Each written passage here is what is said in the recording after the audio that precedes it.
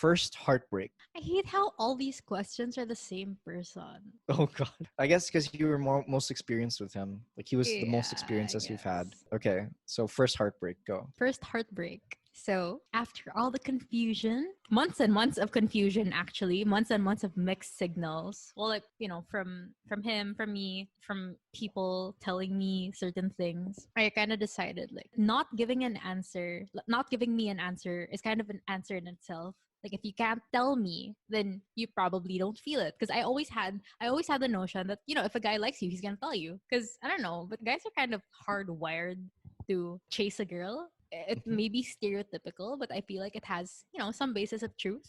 So I was kind of like, if this guy probably doesn't really like me because he's not doing anything that would lead to something else. I mean, he was. We'd flirt, we'd go on like study dates and everything, but there was never clear communication from him that I want this to be something more. Anyway, God, he's probably listening to this. So I was mentally prepared to break up. And that summer, I was actually gonna go to Europe with my family. Well, I'd only stay with them for like 2 weeks or something, and then I'd spend a whole month by myself in this tour, like a tour group for young people. I was kind of like, oh, perfect timing. I'm gonna break up with him, and then I'm gonna go, I'm gonna go to Europe, and at least like I'd be distracted. We kind of just talked about it. I was telling him my feelings, and I'm not sure if that's how he wanted that night to go. Because like looking back, I think that he wanted it to go like the other way. Maybe it would progress. But then I was already mentalized that I want my answer now or it's done. Anyway, I think before he could tell me things that would make the night go better, I kind of just went in. I kind of just like confronted him about it. And so we were talking, and I was like telling him like I'm so tired of like hearing everyone tell me things like that you were talking to other people, and like I'm tired of it. And I think he kind of took it as a sign that like, oh, okay, maybe we're not supposed to be together. Maybe like you deserve better. So a couple of Mhm. days later, I flew to Europe, and everything was okay at first because I had my family and I was very it was new surroundings. Every day we had an activity. So I wasn't really thinking about it. And then I think it hit me maybe a couple of weeks after. So like I'd have like these times where I'd be like really sad. And I mean I didn't really understand why because I thought that I was like prepared. I thought that if I mentalized for it and prepared for it, I'd be like emotionally ready to like handle the quote unquote breakup. Oh, and then I don't want to say this. This is so bad. So going back to when we were talking, like that night, we were okay. And then the next day we were still okay. And then because I had a lot of stuff to do, maybe that contributed to it. But I had a panic attack or an anxiety attack. I was in the bathroom and then I was like thinking of all the things I had to do. And then it hit me like, oh, did I just break up with someone? And then so I started crying. And then suddenly I couldn't feel my hands. Like when your hands or feet fall asleep and it's like that tingly, very They go tickly numb. feeling. Yeah. Yeah, everything was going numb, as in everything from like the neck down. Everything was numb. I couldn't even stand. So I was on the floor. I was like crying, like bawling. I called my best friend, and I think she was on her way to watch a movie. And I was telling her like I don't know what to do. It was so dramatic. Telling her like I just broke up. Like I don't Mhm. know what to do. And she was like, okay, I'm gonna go there. And I think she did. Actually, I don't remember. I just remember I was like on the floor. I was crying and I couldn't move. And my yayas, they heard me because I was like screaming for them because I literally could not even stand. So they barge in the bathroom and then there I am on the floor. I'm crying and they were like trying to, I guess, massage my limbs for it to go away. And then it was very funny like looking back. Anyway, so then I was in Europe and I don't know. I was kind of in the middle. I was distracted, but during those times where I wasn't doing anything, like when I was riding on the bus or when I was about to like fall asleep at night, I would be thinking back, and I'd be very sad. And I've never felt that before. It was literal pain in my chest, and I didn't understand Mhm. why it was happening because I was kind of like, this is probably all in my head. But like, why does it hurt? Like it actually feels like it's being gripped, Pressure, right? right? Yeah. So that was the wonderful story of my first heartbreak. And Aw, it took me hugs, it hugs. hugs.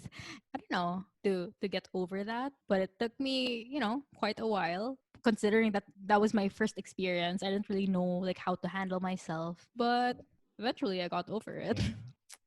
Fun times. Okay. Well, at least you're feeling better now, right? Mm-hmm. Yeah, your Um. turn. Okay. Whew.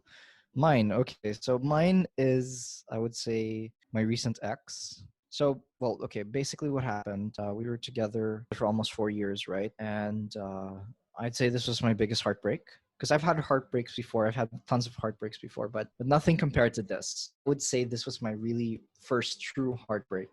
What happened? We were together for about 2 years in Manila, and I was moving. I had to move from Manila to Spain. So I had moved and I had just started, my life here, started adjusting here.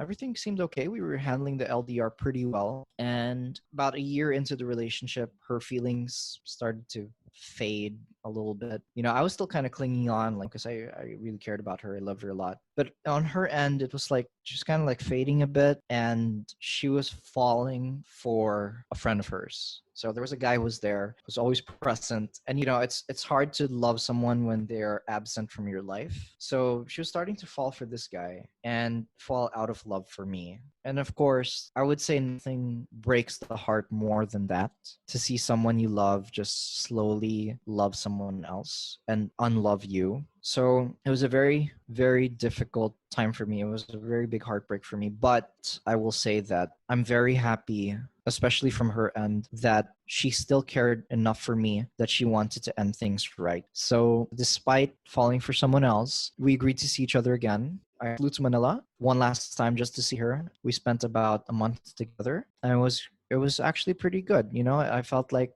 we still had something. Of course, it wasn't the same, but you could tell that there was still a lot of affection and love for each other, even if it was more of a friendly manner. Yeah, at least it ended on a good note, but it was still the biggest heartbreak I've ever been through. This was almost 4 years together. And, just saying goodbye to someone you've been together for so long is heartbreaking. And I knew it was time to go. We had many differences. Our futures didn't align together. So it wasn't going to happen. It wasn't going to work. Despite how much love I felt for her at the time, the best move was move on and go on with life. So, yeah. And then, luckily enough, about 2 months later, I meet Danny.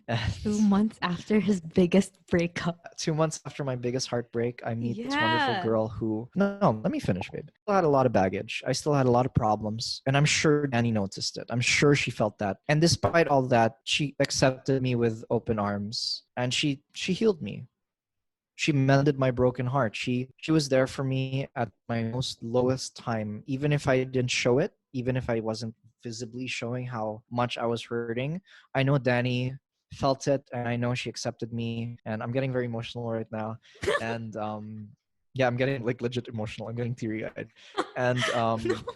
Why? and I'm very happy that I met Danny to help me through that difficult time. I still have mad respect for my ex. I respect her a lot. She's absolutely wonderful.